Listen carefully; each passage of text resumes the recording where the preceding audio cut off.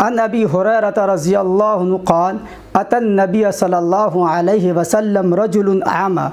حضرت ابو ہریرہ رضی اللہ عنہ سے مروی ہے کہ ایک نابینا صحابی آپ صلی اللہ علیہ وسلم کے پاس آئے اور انہوں نے کہا یا رسول اللہ لیس لی قائد یقودنی الی المسجد، اے اللہ کے رسول میرے پاس کوئی ایسا انسان نہیں ہے جو مجھے گھر سے مسجد تک لے جائے۔ فسأل النبی صلی اللہ علیہ وسلم ان یرخص لہ، تو ان صحابی نے آپ صلی اللہ علیہ وسلم سے رخصت چاہی فیصلی فی بیتہ، تاکہ وہ اپنے گھر میں نماز پڑھ لے۔ فرخص لہ، تو آپ صلی اللہ علیہ وسلم نے انہیں رخصت دے دی، اجازت دے دی کہ ٹھیک ہے تم اپنے گھر میں نماز پڑھ لیا کرو۔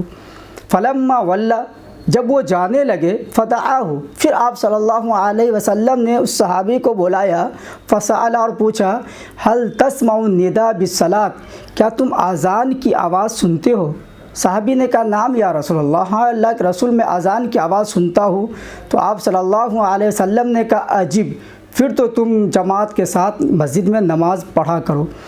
اس حدیث کے اندر آپ صلی اللہ علیہ وسلم نے جو صیغہ استعمال کیا ہے وہ امر کا صیغہ استعمال کیا ہے، اور فقہ کے اصطلاح میں امر سے وجوب ثابت ہوتا ہے، یعنی جماعت کے ساتھ نماز پڑھنا واجب ہے۔